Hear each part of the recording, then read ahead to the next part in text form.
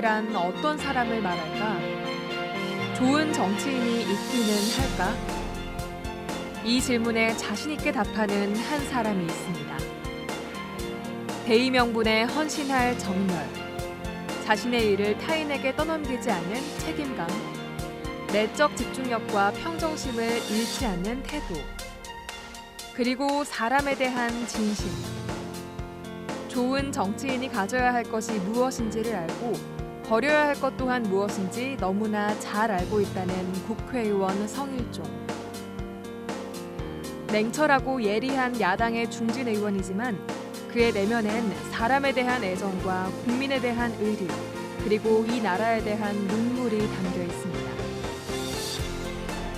국회의원 성일종. 여러분은 이 사람에 대해 얼마나 알고 계신가요? 그가 가진 보이는 것 이상의 가치, 지금 펼쳐봅니다.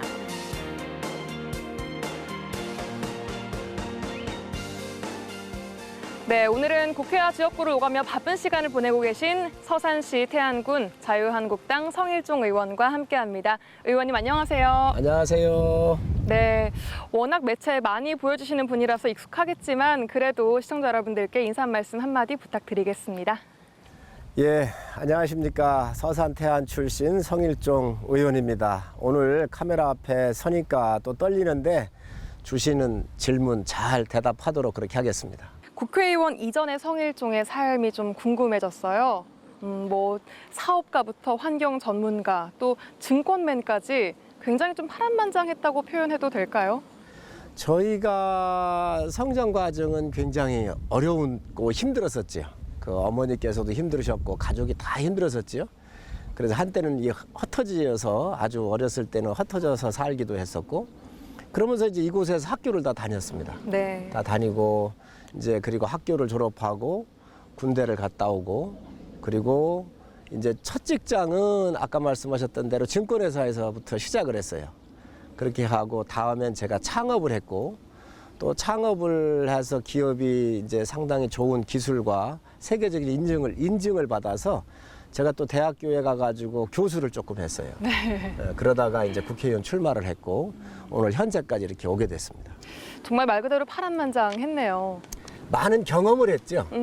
그리고 제가 살아오면서 그런 힘들고 어려웠던 과정으로부터 또 많은 경험과 지식을 흡수할 수 있었던 그런 과정들이 국회의원 하는데 굉장히 도움이 많이 됐습니다. 이런 경험들을 안고 국회의원이 돼야겠다라고 딱 생각하신 계기는 어떤 게 있을까요? 우선 형님께서 이제 갑작스럽게 세상을 뜨셨었을 때에 이제 여러 그 의견들이 좀 있었고, 그래서 제가 정치를 할 것인지 말 것인지에 대해 진지한 고민을 많이 한 시간이 좀 있었어요. 네. 그리고 그런 자기 성찰을 통해서 제가 인생의 전반부는 저를 위해서 살았다고 한다면 인생의 후반부는 우리 이 공익적 가치 아니면 국익적 가치적 측면에서 한번 우리가 봉사하고 살아봐야 되겠다라고 하는 생각을 했었죠. 그래서 정치에 들어오시고 지금 한 3년 반쯤 됐습니다. 전공을 보니까 또 행정학, 경영학, 환경학 전공을 하셨고, 아까 말씀드린 것처럼 기업인, 환경 전문가 여러 가지 일을 해오셨는데 어떤 공부가, 어떤 일이 가장 의원님하고 잘 맞던가요? 좀 다른 의원보다는 제가 좀 폭이 좀 넓은 것 같아요. 문과를 했고 이과를 했는데 이과 할 때가 제일 어려웠어요. 회사를 창업을 해서 네. 이 환경과 관련되는 일을 하는데 제가 어떤 때 질문을 하면 직원들이 아주 대답을 못할 때가 있어요. 왜요? 어려운 질문이어서 제가 던지는 질문이. 네. 또 어떤 때는 질문을 던져놓고 얼굴이 화끈거릴 때가 있었고, 그래서 이게 안 되겠다. 내 이과적 소양이 부족하구나. 그래서 약 한 6년여 정도를 이과에 가가지고 석박사를 다시 했어요.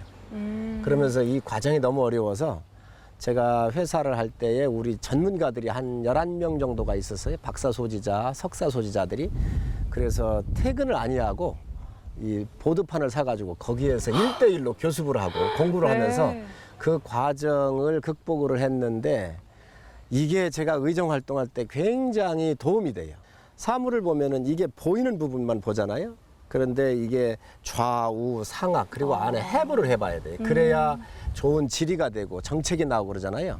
근데 저는 이게 문과에다가 이과를 하고 나니까 그러한 사물 자체를 해부해보고 그 안에 어떤 문제가 있는지에 대해서 더 과학적으로 접근할 수 있는 눈들이 제가 기업 활동을 하면서 자동적으로 체득된 거 아닌가. 그래서 비교적 질문을 할 때 어떠한 부처하고도 이게 토론이 가능하더라는 거예요. 그래서 많은 대안도 내고 그렇습니다. 네, 남들과 조금 다른 시각을 또 갖고 계신 우리 의원님과 얘기를 잠깐 나눴는데 앞으로의 그 나눌 이야기들이 기대가 많이 됩니다. 자리를 옮겨서 지역 현안들부터 쭉 더 이야기를 해보도록 하죠. 네, 같이 하시죠.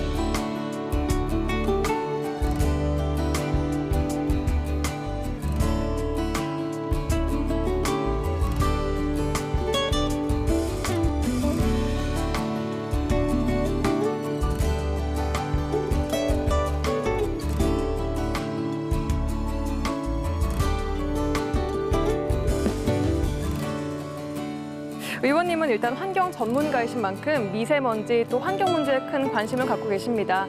우리 지역 대산공단 미세먼지 문제 또 화력발전소 문제 어떻게 풀어내고 계신가요? 그렇습니다. 국민의 삶에 도움이 되려고 한다면 환경이 우선 중요하지요. 네. 환경이 파괴돼서 우리가 질병이 걸리면 아무 의미가 없잖아요. 그래서 우리 지역에 있는 이 화력발전소들 그리고 석유화학공단, 당진에 있는 철강단지 이쪽에서 나오는 미세먼지가 많아요. 여기 황성분 또 질소성분 그리고 유해성 이 VOC라고 그러는 냄새 이런 것들이 나와가지고 산소하고 결합을 하면서 네. 악시전트라고 하는 이런 미세한 눈에 보이지 않는 물질로 변하는 게 이제 미세먼지인데 이거를 줄여야 돼요. 그래서 화력발전소 같은 경우는 제가 첫 해년도에 예결위원을 하면서 경영평가 요소에 넣어놨습니다. 그 경영평가를 잘못 받으면 인센티브 못 받고 보너스를 못 받아요. 그래서 태안화력 같은 경우는 1호기에서부터 지금 5호기까지 10ppm 이하로 줄었어요. 네. 거의 과학적으로 안 나오는 수준까지 아주 적게 나오고 있다. 이 정도로 줄여놨는데 이제 나머지 부분들을 빨리 이제 또 우리가 잡아야 되고요. 우리 대산이나 이런 또 옆에 있는 당진공단 같은 경우는 여기에서 나오는 VOC, 냄새, 이 냄새가 산화되면서 또 네. 미세먼지가 돼요. 그래서 지속적으로 우리 5개사한테 또 다른 회사들한테 이 VOC를 줄여달라 그랬고 대산에는 작년도에 냄새가 나가지고 굉장히 요 시기에요. 굉장히 고생을 하셨는데 네. 이 부분들을 다 해결을 다 해놨습니다. 아마 올해는 쾌적한 환경 속에서 이런 냄새 때문에 고생하시는 분들은 없으실 거로 생각을 합니다. 또 국가 예산에도 제가 300명 국회의원 중에서 미세먼지를 다룰 수 있는 유일한 국회의원이 전데 대정부 질문을 이거를 3년 동안 3번을 했어요. 네. 요 한 주제만 가지고. 그래서 환경부 총리실에서 아예 우리 이낙연 총리께서 국무회의를 열 때 성일종 의원이 낸 대로 해라. 저희가 백서를 냈거든요. 네. 그래서 그것 그대로 해서 지금 예산에다 반영돼 가지고 지금 자동차 줄이는 거, 선박 줄이는 거, 가정용 보일러 줄이는 거, 공장에서 나오는 거 뭐 이런 것들 전체적으로 지금 예산을 투입을 해서 많이 진행하고 있다는 말씀 드립니다. 예산 이야기가 나왔으니 여쭤보겠습니다. 그 서산과 태안 지역의 예산이 크게 증가한 걸로 알고 있습니다. 서산은 31.5%가 늘었고요. 또 태안도 큰 액수가 지금 확보가 된 상태인 걸로 알고 있는데 맞나요? 예, 맞습니다. 예산권이라는 것은 국회의 고유 권한이지요. 네. 예산은 국회의원 이외에는 아무도 손을 못 대요. 그래서 중앙정부의 예산은 국회의원만이 가질 수 있어요. 제가 좀 그래도 우리 지역민들께서 저를 국회의원으로 이렇게 만들어 주셨기 때문에 제가 제일 먼저 해야 되는 것이 바로 이 지역 개발과 네. 우리 주민들이 필요로 하는 도로든 시설물이든 여러 가지 것들을 제가 해내는 거지요. 그래서 아마 우리 공직자분들께서 특히 잘 아실 거예요. 아마 역대 이래로 가장 빠른 증가율 그리고 많은 신규 사업을 저희가 유치를 했습니다. 손 안 댄 데가 없지요. 병원까지 다 됐으니까. 네. 그래서 각 부분에 도로면 도로, 학교면 학교, 병원이면 병원, 농업, 어업, 산업 모든 부분에 있어서 정말로 예산을 많이 가져왔습니다. 그래서 제가 다니면서 그런 얘기를 합니다. 정말 30년, 50년 제가 앞당겼다라고 자부합니다라고 우리 보고를 드리곤 하는데 여기서 끝나면 안 돼요. 이 사업들이 다 가야 되고 네. 신규 발굴, 특히 이번과 작년 같은 경우는 육아지원센터 같은 경우를 우리 서산에 전국에서 딱 3개 했어요. 네. 저희가 가져왔어요. 네, 그리고 또 지역민들의 관심을 모으고 있는 사업 중에 하나가 가로림만 해양정원 사업입니다. 지금 어떻게 진행이 되고 있는지 또 어떤 사업인지 앞으로는 어떻게 될 것인지 소개 좀 해주시죠. 이건 스토리가 좀 많지요. 제가 국회의원이 됐는데 이 가로림만에다가 조력 발전을 만들겠다는 거예요. 그래서 이거를 만들었을 때 어떤 문제가 있을까 이렇게 다 와서 보고를 받고 또 새로 추진하려고 하는 사람들이 가져온 걸 보니까 우리 갯벌이 17, 8%가 죽어요. 갯벌이 죽는다고 하는 것은 큰 심각한 문제잖아요. 네. 우리 갯벌이라고 하는 것은 서산의 대한민국의 피부 같은 거예요. 우리 사람의 피부 1%만 죽어도 가려워가지고 못 살고 죽잖아요. 피부가 죽으면. 우리 피부의 17, 8%가 죽는다고 생각해 보세요. 큰일이죠. 그래서 이 가로림만을 보호해야 되겠다. 네. 그래서 그 당시에 국회의원 되자마자 모든 자료를 보고 가로림에 대해서 조력발전소 지으는 것을 막아야 되겠다. 그래서 해양생물보존구역으로 묶은 거예요. 네. 그리고 주민들한테 보고를 다 드렸어요. 그래서 이제 이걸 여기를 해양생물보존구역으로 묶었더니 문재인 대통령께서 이제 새로 대통령이 되셨잖아요. 해수부도 얘기해가지고 국가 100대 과제를 좀 만들어봐라 이런 거예요. 그러니까 해수부도 그중에 몇 개를 내야지요. 네. 그런데 이거를 해양생물보존구역으로 묶으면서 제가 그 국토부의 국장하고 과장한테 그 얘기를 했어요. 순천만보다 우리 가로림만이 못한 게 뭐 있냐. 제대로 만들어라 그랬더니 이것을 국가해양정원이라고 이름만 바꾸는 거예요. 제가 하면서 예산 태워놓고 또 여기에 용역할 수 있도록 해놓고 다 준비를 해놔서 주민들한테 첫 해년도에다 보고를 드렸어요. 네. 그러고 나서 이제 대통령께서 해양정원 만들겠다 그랬으니까 이제 예산을 주셔야 돼요. 이제 저도 요구해서 네. 앞으로 대한민국을 대표하고 또 세계에 자랑할 수 있는 국가해양정원으로 잘 만들도록 그렇게 하겠습니다. 농산물 가격이 떨어지면서 농민들이 울상입니다. 이 문제는 어떻게 해결을 해 나가고 계신가요? 그렇습니다. 이 기후가 변화가 되면서 이 작물들이 작황이 조금씩 틀려요. 그래서 양파 같은 경우는 창녕군이 주로 많이 했었는데 이제 우리 서산과 태안 지역이 양파 같은 경우는 제일 많이 생산하는 지역이 됐는데 올해 이렇게 보니까 양파, 마늘, 감자 이런 게 풍작이 돼가지고 가격이 폭락을 했어요. 그래서 정부에다가 계속 이거를 좀 더 수매를 해달라. 원래 정부가 마늘을 5,000톤 비축하게 돼 있어요. 그래요? 이걸 여러 경로로 당에서도 얘기하고 저희도 얘기하고 이렇게 해서 22,000톤까지 사주는 거로 했는데 다음에 이거를 정부가 결정했는데 이미 우리 농민들께서 마늘 같은 경우를 1,100원, 1,200원씩 다 파셨더라는 거예요. 그러고 나서 뒷북을 쳐가지고 정부가 뒤늦게 사준다 그러니까 이미 팔았는데 물건이 있나요? 그래서 이런 참 안타까운 일들이 벌어졌고 그래서 앞으로는 이것도 계약자별을 좀 늘리면서 네. 정부가 사줄 때는 선제적으로 미리 작황을 파악을 해가지고 네. 우리가 얼마 이렇게 구매할 테니까 미리 예고제 해주는 거. 앞으로는 이번 예결위에서 제가 장관한테 얘기하고 또 우리 서산과 태안의 농산물을 국회에서 팔도록 지금 준비를 하고 있습니다. 네. 국민들한테 팔 수 있도록 하고 있는데 장관이 오시게 돼 있어요. 그래서 장관한테 거기서도 얘기하고 예결위 할 때 정확하게 정부에 이 문제를 제기를 해서 앞으로는 이러한 정부의 수매량을 미리미리 예고제로 할 수 있도록 그렇게 제도를 바꿔보도록 그렇게 하겠습니다. 그 와중에 그래도 반가운 소식 중에 하나는 이 요즘 휴가철인데 휴가를 또 태안 지역으로 가는 관광객들이 늘고 있다라는 소식을 들었어요. 태안 지역 관광거리 자랑 조금 해주시죠. 제가 방송에 종종 나가는데 첫 번째 멘트가 그래요. 세계에서 가장 해변이 아름다운 태안 출신, 서산 출신 성일종 의원입니다. 이렇게 인사를 드리는데 정말 우리 태안은 축복받은 땅입니다. 하늘이 내린 땅입니다. 이 30여 개에 달하는 해수욕장도 있고 또 천리포 수목원을 비롯한 이 아주 천연적으로 15,000가지가 넘는 생물의 보존이 되어 있고 또 안면도 같은 경우는 안면도 송림이 우리 소나무의 유전자원이에요. 네. 어머니예요. 그래서 이게 산림 유전자 보존구역으로 20만 평이 이게 보존이 돼 있어요. 우리나라 동해안에 나가 있는 이 소나무들이 다 우리 안면도에 씨가 놀러가서 된 겁니다. 거기에서. 이게 어머니예요. 그렇게 좋은 곳이 우리 태안이에요. 그래서 이 방송을 아마 우리 충남 전역에서 이렇게 다 보실 텐데 네. 올 휴가는 우리 태안으로 오십시오.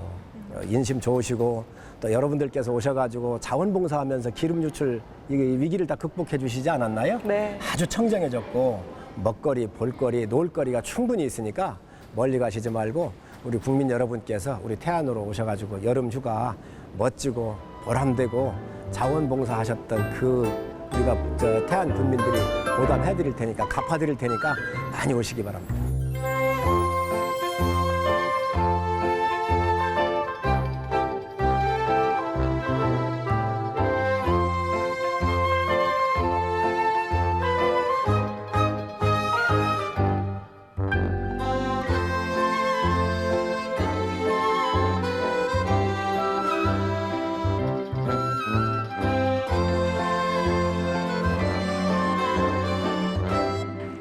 이어서 의원님께 세우신 활동들을 조금 더 짚어보겠습니다. 먼저 의료복지 분야인데요. 국회 보건복지위원으로 계시는 동안 지역은 물론 전국적인 의료 분쟁 문제들을 해결을 해오셨습니다. 그중에 또 의료 문제를 해결하시면서 서산에 서울대 병원을 유치하셨어요. 이번 4월부터 지금 진료가 되고 있는 거죠? 예, 그렇습니다. 4월부터 서울대학교 의사 선생님들이 내려오셔서 교수들께서 내려오셔가지고 지금 진료를 하고 있습니다. 많은 분들이 오셔가지고 생명을 구하시고 아주 사려운 물결들과 희망을 좀 드리고 있다고 생각을 합니다. 특히 우리 충청남도 전역으로 보면 54.3%가 서산과 태안에서 닥터 헬기가 떴어요. 그만큼 우리 취약지구예요. 네. 그래서 우리가 이 문제를 좀 해결해야 되겠다. 그래서 협의를 해가지고 지금 4월부터 의료진이 내려와 있는데 응급의학과, 네. 긴급한 교통사고가 심장마비가 왔었을 때 우선 소생을 시켜야 하잖아요. 그래서 응급의학과, 또 정신과, 신경과, 호흡기 내과, 가정의학과 같은 정말 만나기 어려운 의료진이 내려와서 우리 서산, 태안 그리고 인근 지역에 우리 주민들한테 아주 기묘하게 많은 이 의료의 서비스를 좀 제공하고 있다고 이렇게 말씀드리고요. 네. 의료 분쟁 조정원 얘기를 하셨는데 제가 국회의원 돼가지고 대정부 질문할 때 국무위원 다 있을 때 제가 얘기를 했어요. 나는 3가지 내지 4가지만 아젠다를 잡아서 4년 동안 이거를 집중적으로 개선하려고 노력을 하겠다. 그 중에 하나가 의료 분쟁 조정원 개혁한 겁니다. 네. 이건 무슨 얘기냐면 우리 의료사고가 나면 우리 국민들께서 의료 지식이 없잖아요.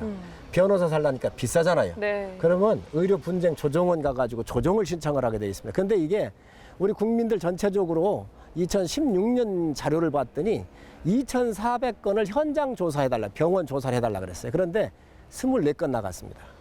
이게 말이 안 되잖아요. 네. 그래서 이거를 제가 2년 동안 개혁을 하고 다 해서 이제 국민들이 많이 이용하는데 편리할 수 있도록 완전히 개혁을 다 해놨습니다. 이 분야가 이제 제가 몇 가지 아젠다 중에 하나였던 것이 바로 이 의료 문제였습니다. 그리고 지금 의원님께서는 자유한국당 소상공인 위원장을 맡고 계십니다. 우리 지역 소상공인들을 위해서 어떤 것들을 또 해오셨고 또 하실 예정인지 궁금합니다. 이 경제가 발전하면 그 경제가 발전하는 가장 그 중요한 덕목 중에 하나, 이 추진하는 목표 중에 하나가 뭐냐면 중간층, 이 미들 클래스, 중산층을 두텁게 하는 거예요. 네. 이 중산층이 되게 누구냐면 소상공인 같은 분들이에요. 이분들을 잘 살게 해주고 튼튼하게 해주면 그게 곧 사회 안전망이고 국가는 이제 그 차상위 계층 한 20-30%에 이르는 힘들게 사는 분들을 국가가 지원을 하는 거죠. 중산층은 국가가 그렇게 지원을 안 해도 돼요. 이거를 키워야 되는데 이게 소상공인들이에요. 그런데 지금 소득주도 성장을 한다. 또 주 52시간 근무한다. 이렇게 하면서 소상공인들이 굉장히 어려워졌습니다. 그래서 이분들을 살리기 위한 지금 정책을 좀 다듬고 있는데 또 그동안 많이 해왔는데 앞으로 우리 지역 같은 데는 전통시장 같은데 네. 또 개인 자영업자, 음식점 이런 분들에 대해서 저희가 이 여러 가지 가처분 소득을 올려드리기 위한 그런 제도를 지금 많이 하고 있고요. 그 중에 하나가 임대차 보호법, 그러니까 건물에 들어가서 임대를 해서 쓰고 있는데 이게 5년이면 나갔었어요. 네. 이거를 10년으로 법을 개정하는데 제가 우리 당 대표해서 여당하고 협상을 해가지고 10년으로 해서 해놨으니까 아마 이런 부분에서 새 사시면서 사업하시는 분들한테 굉장히 도움될 것으로 생각을 합니다. 네. 이런 노력들에도 불구하고 사실 경기가 계속 침체되고 있는 것도 사실이고요. 또 충청 홀대론까지 나오고 있습니다. 제1야당의 국회의원으로서 어깨가 좀 무거우실 것 같아요. 어떻게 보시나요? 이 경제가 어려워지고 힘들어지는 것은 전국적 현상이고요. 또 이것은 정부가 잘해야 합니다. 이 정부가 들어와가지고 가장 실패한 것 중에 하나가 소득주도 성장이에요. 이게 무슨 얘기냐면 네. 소득을 좀 많이 줘가지고 그 소득을 가지고 소비를 하겠다 이 이야기잖아요. 근데 우리 차상위 계층이나 웬간한 분들 보면 은행에서 차입한 게 많아요. 그래서 이자와 원리금 갚기가 급급하거든요. 이런 개념이 아니라 일자리를 만드는 거예요. 생산에 국가의 총 생산량을 우리가 GDP라고 그래요. 네. 국가에서 생산하는 모든 경제 총량을 키워야 생산의 요소로 돈을 쓰게 해줘야 일자리가 늘어나고 소비가 늘어나는 거예요. 그게 선순환되는 건데 이 정부는 그게 아니고 임금을 줘가지고 소비부터 시키겠다는 건데 소비할 돈이 어디 있어요? 원리금을 갚아야지. 그러니까 이 정책은 실패했는데 이런 것들이 지금 우리 지역뿐만 아니라 대한민국 전체의 위기로 와 있는 겁니다. 이거를 우리가 빨리 정책의 대전환을 통해서 국민이 좀 편안하게 갈 수 있도록 경제 활동을 자유롭게 할 수 있도록 시장 경제가 활성화될 수 있도록 해야 합니다.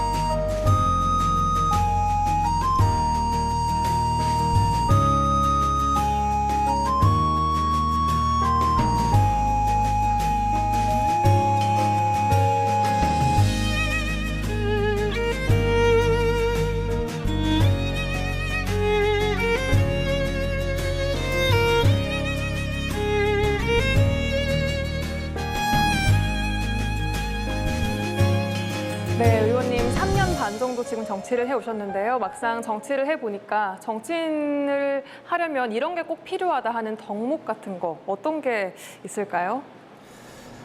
정치인한테 제일 중요한 건 용기 같아요. 용기요. 예, 그리고 두 번째로는 따뜻함. 그리고 세 번째로는 이 비전을 제시할 수 있는 힘이 있어야 한다고 생각을 해요. 그래서 용기는 뭐냐면 시대를 열어가는 거예요. 예를 들면 좀 국민들이 아, 이거는 아니구나. 이런 생각을 할 수가 있잖아요. 네. 그럴 때 이게 아니라고 할 때도 이게 맞습니다라고 할 수 있는 자기 자리에 연연하지 않고 정확하게 자기 의견을 낼 수 있는 그런 용기 같은 거 이런 것들이 제일 중요하다고 보여지고 네. 또 두 번째로는 이 지적인 능력이 있어야 한다고 생각을 해요. 사물을 판단했었을 때 그게 국가나 국민한테 좀 도움이 돼야 될 거 아니에요. 그래서 어떤 편승이나 인기에 연연하지 아니하고 나름대로 판단할 수 있는 상식선에 지적인 능력이 필요할 것 같고 세 번째는 미래를 준비하고 또 정치인이라는 것은 100년 준비하는 자리예요. 네. 그냥 있는 현상에 만족하지 말고 미래에 대해서 그림을 그려낼 수 있는 그러한 능력 이런 것들이 좀 필요하다고 생각해요. 그럼 막상 해보시니까 정치를 하면서 기분이 좀 벅차고 정말 기뻤던 순간들도 있으셨을 것 같아요. 언제가 가장 그러시던가요? 정치하면서 제가 느끼는 게 뭐냐면 힘없는 사람들, 정말 억울해하는 사람들, 눈물을 흘리는 사람들 한편에 이런 편에 서야 한다고 생각을 해요. 정치를 하면서 이게 있는 자 편에 서가지고 밥도 얻어먹고 술도 얻어먹고 골프 치고 놀러 다니고 이런 짓거리를 하게 되면 정말로 일반 우리 국민들이나 지역민들 등골이 휘는 일이라고 생각을 해요. 그래서 사회적인 약자한테 가가지고 이 제도의 일이나 억울해하는 일 이런 것들을 풀어줬었을 때 정말 고마워할 때 있잖아. 이럴 때는 정말 보람이 있어요. 네. 자, 그럼 마무리를 하면서 현 정권에 대한 평가와 함께 내년 총선 어떻게 준비하고 계신지까지 들어볼까요? 저는 어느 정권이고 그 주어진 시간은 역사를 위해서 국민을 위해서 주어지는 시간이잖아요. 여야 따질 거 없습니다. 잘해야 합니다. 성공해야 합니다. 우파 진영의 정부도 실패를 했고 좌측에서 나온 정부도 다 실패를 했잖아요. 네. 저는 87년 이후로 이 정부들이 다 실패했기 때문에 그 부담을 누가 지는가? 국민이 지는 거잖아요. 전 문재인 정부가 정말 성공하기를 바랬고 그래서 취임식장에도 제가 갔었어요. 네. 그런데 지금 이렇게 한 2년이 넘게 운영해 오는 걸 보면서 참 절망을 많이 느끼고 있습니다. 국방은 국방대로 외교대로 다 왕따 당하고 실패했지요. 경제 소득 성장을 비롯해서 주 52시간 주휴수당 이런 걸 하면서 경제가 다 망가졌어요. 정말 어느 곳 하나 성한 데가 없이 이렇게 망가졌기 때문에 참 안타깝게 생각을 하고 이런 거를 야당으로서 또 강력하게 제어를 해야 되는데 그런 힘의 한계를 느낄 때 참 왜소해지는 느낌 이런 것들을 많이 갖는데 네. 하여튼 어느 정부를 막론하고 성공을 해야 되는데 그 성공하지 못하고 있는 거에 대해서 굉장히 안타깝게 생각을 하고 있습니다. 그럼 내년 총선 어떻게 보시나요? 내년 총선은 이제 국민들의 판단의 몫이잖아요. 저는 제가 하면서 뭐 총선을 준비하거나 이런 개념이 아니고 그저 제가 생각해 왔었던 대로 늘상 하던 대로 해야 되겠다는 생각을 가지고 있고 또 내년에 다가오는 총선에서도 굳이 총선에 이것 때문에 심판받기 위해서 뭐 더 뛰고 이럴 필요 없다고 생각을 해요. 그냥 제가 해온 그 스탠스대로 해왔던 대로 그대로 주민들한테 제 방식대로 그냥 그대로 갈 겁니다. 네. 그렇다면 국회의원 성일종 어떤 정치가로 기억이 되고 싶으세요? 전 두 가지인데 따뜻한 정치인이었구나 하는 생각을 그런 평가를 좀 받고 싶어요. 특히 네. 사회적인 약자들로부터 저 사람이 국회의원 할 때 우리를 위해서 열심히 일해줬구나 이런 생각이 좀 들었으면 좋겠고, 두 번째 우리 지역이든 또 대한민국이든 저 사람이 생각하고 그림을 그렸던 게 30년, 100년을 준비했던 예지력이 있는 사람이었구나 이런 소리를 좀 들었으면 좋겠어요. 그럼 지금까지 방송 지켜봐 오신 시청자 여러분들께 마지막으로 한마디 해주시죠. 부끄럽지 않은 정치인이 되도록 노력을 하겠습니다. 또 우리 지역을 위해서도, 또 우리 서산 태안, 우리 충남을 위한 일이라면 제가 예결위원을 3번째 하고 있습니다. 정말 충남에 예산을 가져오고 할 때에 우리 공직자들이 잘 아실 거예요. 부끄럽지 않게 정말 최선을 다해서 열심히 하고 있습니다. 앞으로도 우리 지역 발전이나 대한민국 발전을 위해서 제가 해야 될 일이라고 하면, 또 목이 있다고 한다면 정말 열심히 하도록 그렇게 하겠습니다. 네, 앞으로도 성 의원님의 멋진 정치활동 기대하겠습니다. 오늘 말씀 고맙습니다. 감사합니다. 가난을 알아야 가난을 극복하는 방법도 알 수 있습니다. 아픔을 알아야 타인의 아픔에 공감할 수 있습니다. 이 모든 것을 겪고 견디고 이겨낸 사람. 국민의 슬픔과 고통을 누구보다 잘 알고 그 해결책 또한 갖고 있는 사람. 성일종. 그는 보이는 것 너머에 보이지 않는 가치를 지닌 대한민국의 진정한 국회의원입니다.